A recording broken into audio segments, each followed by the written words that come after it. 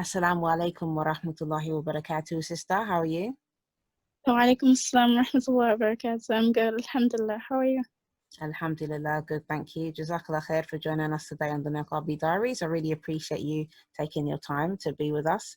Sister, could you introduce yourself and give us a little bit about what you do?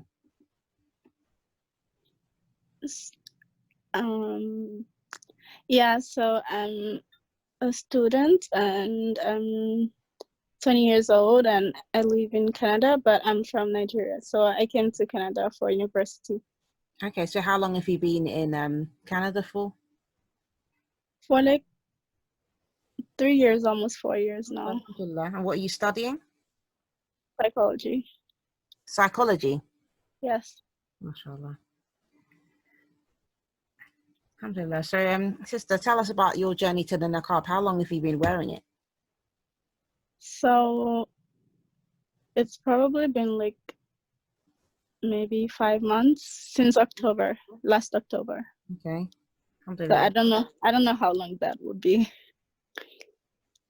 Alhamdulillah. So tell us, like, what made you want to start wearing the niqab? And like, obviously you traveled from Nigeria to Canada to study. Yeah. Was you wearing hijab before that? Oh no, I wasn't. No, I wasn't.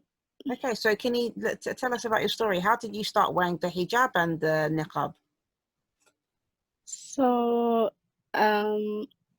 well, when I was younger, like I used to wear the hijab, but then I don't know what happened to me. Like I was going to an Islamic school, and I just, now that I think about it, I think they didn't really like tell us like why we were doing it. Like we just had to do it because that's the school rules. So I basically didn't understand like why I had to like wear it anyways. So I just like, it was easier to just not wear it. But last year during Ramadan, I started to like, during Ramadan, like I was fasting and praying and stuff, and I was just thinking, would I be getting more sins like if I'm not wearing the hijab? So I actually went on the internet, and then I was searching, am I committing a sin? Like, is it a sin to not wear hijab in Ramadan? And then obviously, like I got the answer. They didn't say like it was a sin in Ramadan, like it's always a sin anyways. Okay. So I just thought like, okay, yeah, maybe I should wear it. Like it's just like, for me then it was just like just the scarf on the head, so that wasn't difficult. It was just like, yeah, I'll just put a scarf on my head, whatever, right? So yeah, that's how I started to wear the hijab. Okay, so then how did you get to be wearing the niqab? Like, what was your progression? Yeah, so basically around that time that I was wearing the hijab, I started to like learn a lot more about the deen, alhamdulillah. And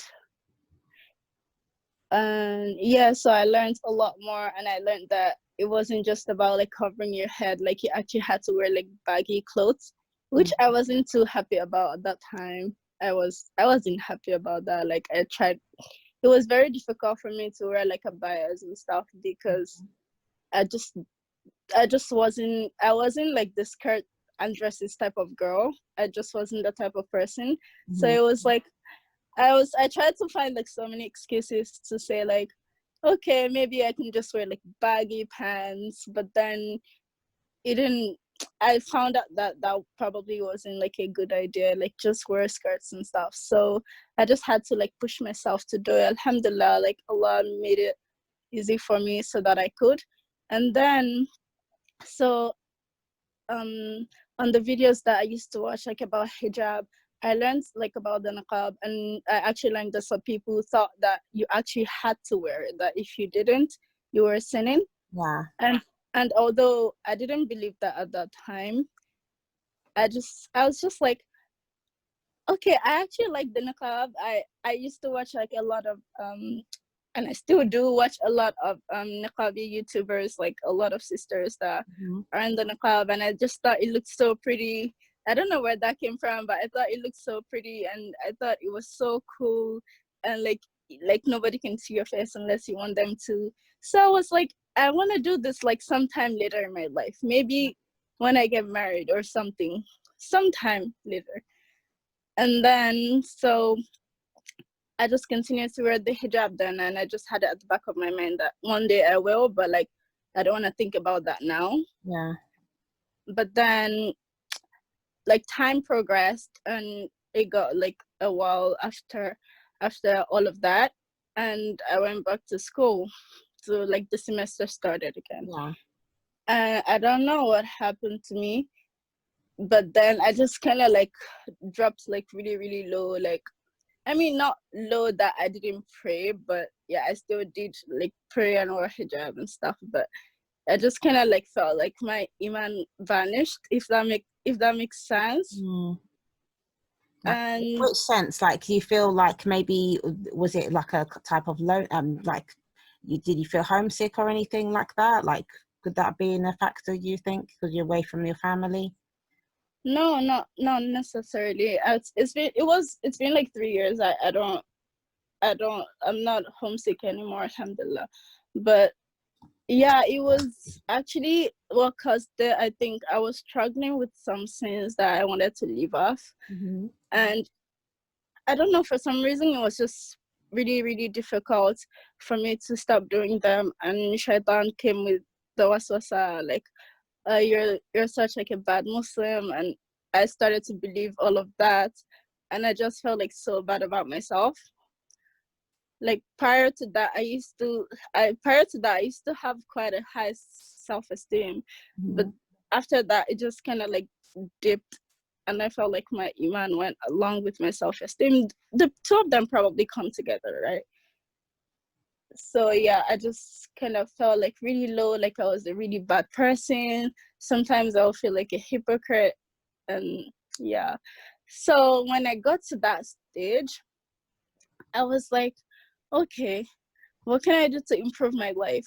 Mm. Since I just thought to myself, well, since I seem to be doing a lot of bad things, why not do one good thing consistently, like every day? Maybe that would balance out the bad. I know that was like weird thinking, but I was just like, yeah, maybe if I do like one more good deed consistently every single day, then I'll get rewarded for that. And then maybe I wouldn't feel so bad anymore. And maybe since I'm gonna have sins anyways, then maybe I can have more good deeds as well. Wow. So I just thought, okay, maybe I should wear the niqab then. Okay.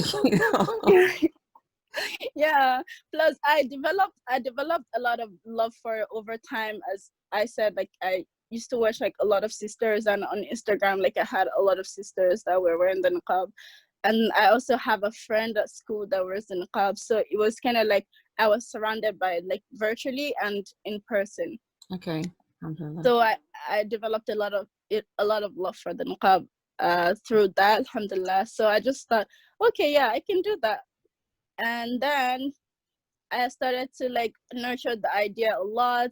And it got to a point where I started to feel uncomfortable going out, like with just my face. Like I would feel so uncomfortable Mm. because I had already like made up in my mind that now I was in Niqabi, right? Yeah. Although I didn't wear it yet. So it came to the time to tell my mom. Yeah, that didn't go well. Really? So Uh, what happened? Like, does your mom wear hijab? um, she wears like a turban. Okay. Yeah, so my mom, actually what happened, it's a funny story. When I first told her, she was like, oh, why do you want to wear it? I'm like, I just want to do it. And then she's like, okay, do whatever you want. Mm-hmm. And then 2 days later, she called me. She's like, no, you can't. And Oh I'm like, wow. what?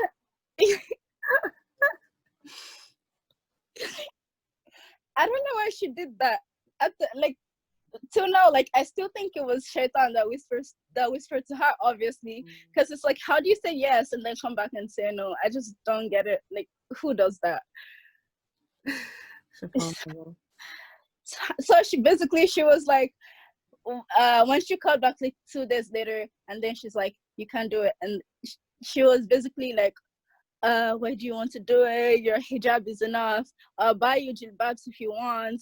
Just wear that and stick with that. And I'm like, and then she's like, why do you want to do it? It's not like you can do it when you get married. And I'm just like, I tried to explain to her that I wanted to do it like to get more rewards because it's like the sunnah and stuff. And basically, she wasn't having it, and she got upset and she hung up on me, I think. Oh wow, subhanallah. Yeah. So how has she come around now, maybe, or because it's not been that long you've been wearing it? So how's the relationship now in that respect? That's another funny story actually. So after that, after she hung up on me and she got mad at me, so my dad called me. Okay. Basically, she went to him and she reported me to him. Mhm. She's like, this is what you're like. She basically like told him like this is what your daughter wants to do, and then they spoke about it. And then my dad called me, and my dad is quite like a very understanding man, and he doesn't like to like sweep our feelings under the carpet. Mhm. So he actually like he listened to me and he asked me like why I wanted to do it, and then he's like, okay, I understand. And he told me why my mom didn't want me to. He said that she was scared that I might get like abused and stuff. And funny enough, she was also scared that I might be going onto the extreme side, Mhm. like ISIS. And I'm like, what? She's like, he was, my mom told my dad that she's worried that I might be lured into suicide bombing. Oh, subhanallah. Alhamdulillah. I don't like, where did that even come from? Like, how does niqab have, what does that have to do with suicide bombing? Mhm. Like, every Muslim knows suicide is haram. Like, why would you kill yourself? Exactly.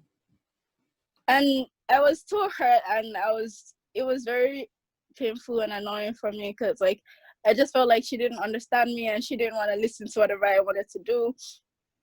And yeah, so me and my dad came up with a plan. My dad told me, since you're not here, you're not with us, like she can't see you, so you can just do whatever you want, and when time comes we can tell her sometime later. So she doesn't know. Mhm. Mashallah. Like, so end of story. She doesn't know that I still wear it. Whenever I call her and I'm outside, I call her like voice call, or if she wants to do video, I wait until I get somewhere I can take it off and then we'll talk. So Alhamdulillah. only my dad knows now. Alhamdulillah. Mashallah. Yeah.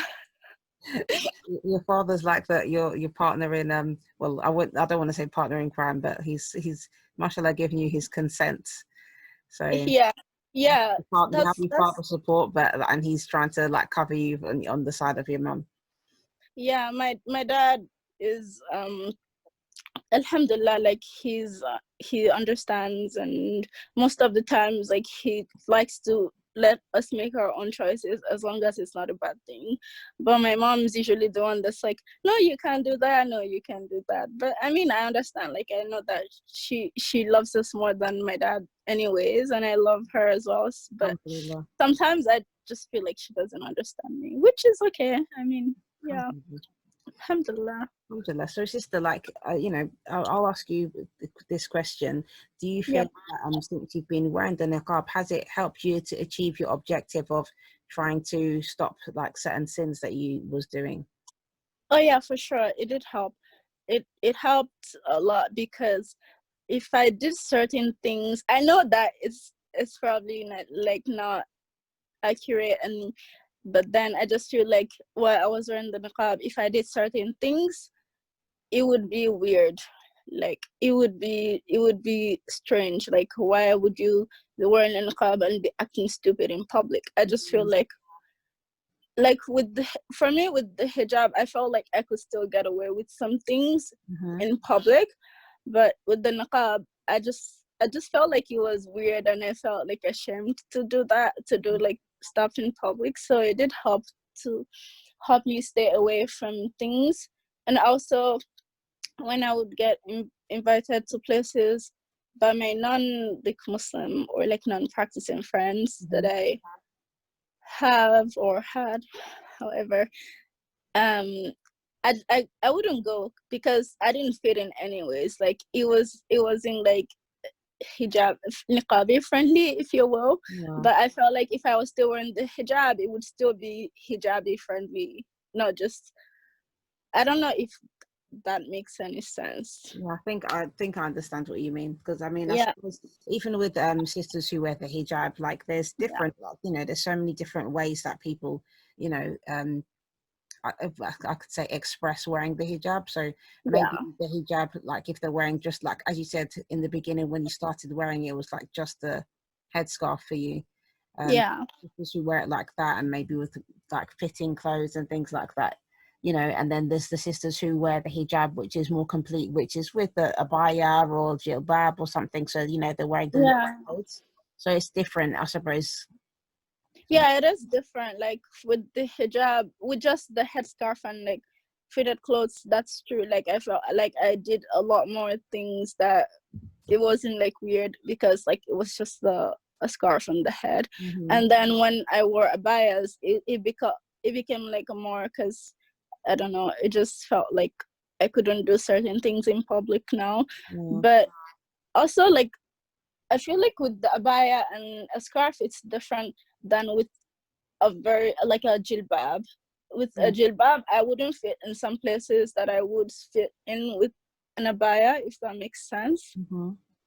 Yeah. Because a jilbab is more like very very baggy, and Yeah. you look kind of like mumsy, if that's a word. Yeah, I've spoken to some sisters on Instagram. There was one young sister in particular, and she said that since she started wearing the niqab, and obviously she's wearing jilbab with it as well. She was Yeah, saying that people often think that she's older than she is, yeah, because she's wearing it. So I think that's one of the things. Like, in a sense, I suppose, as a young female, yeah, maybe for some young girls that might be off-putting because they don't want to be seen as older, but at the same time it could be good in a sense, like it's protection, because like you feel that you're not just going to get approached by anybody because they think that you're older as well. yeah. That's true. Like when sometimes some people would ask me how old are you, and I said 19, and they would be like, they thought I was older, and I just got so annoyed by that because before, like I used to wear the hijab, or when I used to wear just the scarf, I actually looked like I was a lot younger. People would think I was 15, but Mm. now people thought first just because I'm wearing baggy clothes now, people think I'm like 23, which doesn't make sense. But yeah, 22, mashallah, still young. yeah, But I think alhamdulillah, I yeah, think it goes a little bit with the misconceptions that um, when you're more covered, like even in the Muslim community specifically, I would say, yeah, like in many cultures, in many cultures you find that there's that perception that, oh yeah, when you're young you don't need to wear hijab, like in before marriage, basically, maybe you don't need to wear it, and then when you do get married, so then you put the hijab on, or you start wearing like more like modest clothes and more covered yeah, because yeah, you're married, exactly. basically, which is that's not the religion at all. And even like touching on what you like one of your mum's fears that she had, that obviously you're not married yet, so that's some fears that parents have sometimes, that if you're covering your face, especially, how you're going to find a husband. Exactly, and what they don't understand is like some people are actually looking for like niqabi wives, and you will get a husband because you're obeying Allah, so you will Yeah. get a husband. It's not, if somebody doesn't want to marry you because you wear the niqab, then you should be throwing them in the trash. Like you shouldn't be marrying them anyways. Yeah. Like yeah, so alhamdulillah, like for me, the niqab has been really really helpful. It's helped me to lower my gaze a lot more, alhamdulillah, and it's helped me like from sometimes like I felt when I walked to the masjid, because like the masjid I go to is like it's small. It's a MSA. It's a school masjid, Okay. so it's quite like tiny. And like when I would walk inside, like when I didn't used to cover my face, I just kind of felt like the guys would like stare at me, which I hated. Like why are you staring at me? I felt really really like repulsed by that at that time. But now that I wear the niqab, it's like nobody really kind of like cares. It's like whatever now, because I mean, what do you want to look at? The clothes? Sure, go ahead. Yeah, subhanallah. Yeah, alhamdulillah. Like for me, it's been good in that sense. Like I no longer have that feeling. Like if you stare at me, like I know that there's nothing for you to look at. So that's none of my business. That's your problem now. Yeah, alhamdulillah. So saying that, do you think that um wearing, like, obviously somebody who's just been wearing the niqab since October, and even Yeah. before you wasn't wearing the hijab for a really long time either. So do you Mm-hmm. think that there's a difference in how you're being treated now by Muslims and by non-Muslims because you're wearing the niqab? Do you think there's a difference between the hijab and niqab and how you've been treated? Um. With yeah, I feel like that. Yeah. For one, people think I'm older now, and that is Muslims, not non-Muslims. Okay. And with the Muslims, some I feel like sometimes some people like think I know more than I do. Like Okay. like somebody and somebody it comes and asks me a fifth question. I'm like, I don't know. I'm not a scholar. Like, don't ask me. I'm just a layman too. So I feel like sometimes maybe people think that I know more because I look like I know more. I don't know. I don't know how that happens. Yes, I think another misconception that that's another thing where a lot of niqabi sisters have said that, like, when you're wearing the niqab, like, Hmm. people just think you're like super religious and Yeah, like and super really religious. really knowledgeable as well, which obviously, like, I don't want to say that we're not knowledgeable as such, because, like, everything should be done with knowledge in our religion. And as you've done your own research to look into the niqab, you looked into the hijab, and that's what, let you know about the niqab and everything. So you've Mhm. taken time to do that research, which maybe some other Muslims haven't bothered to do yet, or they maybe don't know much about that yet. But still, the hijab is just one element of our religion, not the whole religion.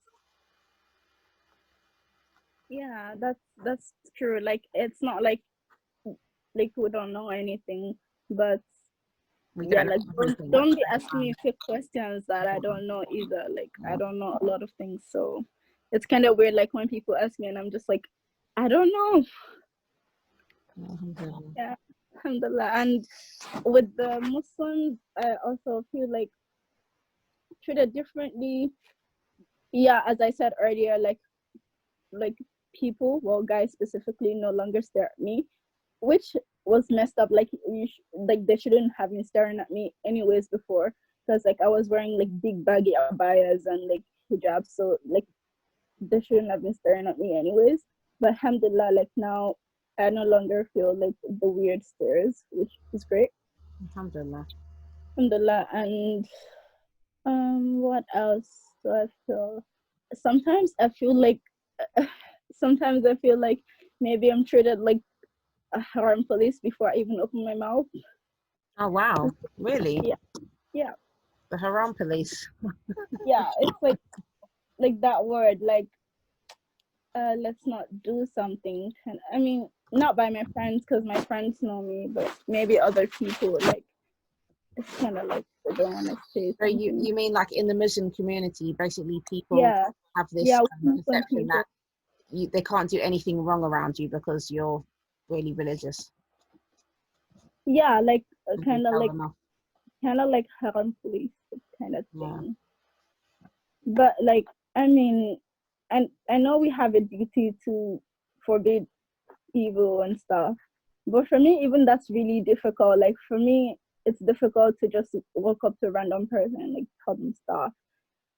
And I just feel like sometimes like with some sisters, even like with their stars, I feel like they're judging me even before like they open their mouth. yeah. Yeah, which yeah, it's kind of weird, but that's fine. Alhamdulillah. Inshallah, I think what's good to do is just make effort to talk to those type of sisters, to Yeah. break the ice with them. Do you know what I mean? Yeah, I try my best to be friendly because I'm really talkative and stuff. So I try my best to like talk to people that I don't know and Yeah. ask them like questions about them and get to know them. So alhamdulillah, that's been helpful in getting to break barriers with some people. Alhamdulillah. So on like while you've been getting to know other people, have they been asking you questions about the niqab, and like have you met anybody, like any other sisters, for example, who they are interested in wearing it? Um, in person, no, I haven't. It's just my one friend who wears it. Oh, But no other like person that I've, as much as I can remember, at least has said that they want to. mm-hmm. And yeah, I feel like, yeah, nobody has told me that they want to. Alhamdulillah. So what about in general, like since you've been wearing it, do you feel, obviously I will ask you, do you feel that the niqab is a barrier? And I think that you've kind of partly answered this, because obviously you said that it's helped you to stop doing certain things that you was doing before. So in that sense is a barrier. But if, for example, there's certain things that like goals that you have in your life that you wish to achieve, do you feel that the niqab will be a barrier between you and those things? So about goals, I mean, obviously there's some jobs that I wouldn't like be doing with niqab. Like I don't. It's not like I think they might not hire me. I just think that I don't want to be doing that kind of job. Like Mm-hmm. say like a retail job or like working at a food place, like a food server. Like I wouldn't be applying at those kind of jobs. So maybe in that sense, it's a barrier. But like it's not a barrier to get a job. Like I got a job while I was wearing the niqab or before. What kind of job is it? It was a job at a call center. Okay, alhamdulillah. Alhamdulillah, but although I no longer work there for other reasons, but yeah, it wasn't a problem at all getting a job. And my other friend also got a job actually at the university, so it's not a barrier to get a job. Like, but then for other things, yeah, it's a barrier. Like, and I feel like if it's ever a barrier, then it's a barrier between you and something bad anyways, so something you're not supposed to be doing, so it would be a barrier between you and that thing. Like I wouldn't be going to like a bar with that, so in that sense it would be like a barrier, if that makes sense. Yeah, alhamdulillah. Alhamdulillah. Yeah, so that's but something else that happened, because I want to be like a therapist, right? Okay. Since I'm studying psychology, I I was actually thinking to myself, I was thinking like, would it kind of be like a problem, like seeing clients? But then I just assured myself like it shouldn't be like, if I'm applying at a job and they're not going to hire me because just because of the niqab, then that's their problem. Like I don't want to be working in such a place anyways. That's how I consoled myself. And I also like assured myself by just saying to myself like, it's okay. Like it's not. I'm not like an alien. So we shouldn't be thinking that we wouldn't get jobs just because we're in niqabs. Because at the end of the day, Allah is the Razak, and if you're doing something for His sake, then He's definitely gonna give you something that's good for you, even if that's something you're not expecting. Alhamdulillah. Yes, that's definitely true. Alhamdulillah. MashaAllah. So, sister, what would you advise to any sisters that you know who are thinking, or any sisters, or you know, or you don't know, but any sisters who are thinking about thinking of wearing the niqab, but they are hesitant, or they feel maybe unsure about it, or don't have confidence? What would you advise them? So for me, what built the confidence and the certainty that I really wanted to do is to surround myself with people who actually do it. It doesn't have to be in person. Even like for me, for the most part, it was like virtually. Like if you have Instagram, like there's so many people who wear niqabs like on Instagram, and they're doing stuff. If you see those kind of things, I feel like it would build your confidence in that. you can see that it's not holding this people back, so it shouldn't be holding me back.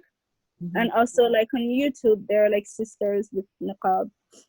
I know that some people feel a bit off about that, like sisters shouldn't be on YouTube in the first place, but like that's a different story. But just kind of like take advantage of that, like it's like they're there and they're telling you, there are a lot of sisters who give tips like how to be confident with the niqab. And also if you while you're watching them, I feel like you see the way they speak with confidence, and that can also help you build yours, because it's kind of like, you, as I said before, you see that they're confident with theirs, so maybe that would help as well. At least it helped me. And also researching the issue of the niqab, like how the Sahabiyats like received the order of hijab. Like for me, when I learned that when the verse came down, like they just kind of like quickly tear their long clothes and then put it over their face. I thought that was really cool. Like subhanallah, like they didn't even ask any questions. They didn't even try to like interpret it differently. They just like put it over their face. And we also have like so many hadith of how this Sahabiyat like used to dress. So also reading their stories and how inspirational they were, like Aisha radiallahu anha, and how she was a scholar, and other women or other great like women scholars of Islam, and how they used to dress modestly and behave modestly. That also helps to build confidence. Alhamdulillah. Yeah. Alhamdulillah. And also just like trust in Allah. That's the biggest thing, like trust in Allah. I would say like pray tahajjud and tell Allah like, this is what I want to do and I want you to help me. Please help me. If you want confidence, ask Allah to give you confidence. If you want like peace, ask Allah to give you whatever you want. Ask Allah to give you in tahajjud. And I'm very, very certain that you will get your answer and Allah will make it easy for you. Even if like people might be against you, it will still be easy. Like for me, although my mom is kind of against me, and well, she is against me doing it, but because I asked Allah for help, it was a lot easier. Like it was easy for me to forget the fact that my mom doesn't like it. And you've got your father's support as well. Yeah, I got my dad's support as well. Alhamdulillah. I actually didn't expect that he was gonna like support me, but he did, alhamdulillah. And he's like, yeah, I'll tell her about it later. Like, don't worry about it. Yeah, so alhamdulillah, that's that. So I would say just overall ask Allah to help you, and ask Allah to give you your confidence, and ask Allah to increase the love for it in your heart, so you can actually go through with it, and it's not just like an idea that you have. And inshallah, I'm very certain that Allah will give you what is best for you. Alhamdulillah, mashallah. So finally, sister, I'll ask you, what does the niqab mean to you? So for me, the niqab is a way to get closer to Allah. As I said earlier, like I felt like my iman was low and I needed a boost, and it helped. Yeah, so it's a way for me to get closer to Allah. Like if I'm in the bus, I can do like my dhikr without looking weird. Yeah. I can speak to myself. Like I can do whatever I want. I can speak to myself. Nobody's gonna know that I'm saying anything. So it's in that sense, like it's been very good. Like sometimes on my way home from university, maybe I just heard like maghrib or something, then I can do my adhkar in the bus and I wouldn't look weird because nobody's looking at me. Like nobody's gonna know that I'm saying something. So it's been helpful in that sense. Yeah, so generally it's just a way for me to get closer to Allah, and I know that Allah is rewarding me for what I'm doing. And yeah, it's a way to get closer to Allah, and to also put a barrier between me and some things that I would normally do that I don't do anymore, alhamdulillah, because I feel weird doing them while wearing the niqab. So yeah. Alhamdulillah. Allahumma barak, sister. May Allah make it easy for you and keep you steadfast in your journey. Ameen. Ameen. Ameen, and you too. Jazakallah khair. Wow. Thank you so much, sister, for joining us today. It's been a real pleasure talking with you and hearing your experience. Thank you so much for letting me come on here. It's been nice. Alhamdulillah. Jazakallah khair, sister. I mean, may Allah increase your work and put barakah in it. Ameen wa yak. Assalamu alaikum wa rahmatullahi wa barakatuh. Wa alaikum assalam.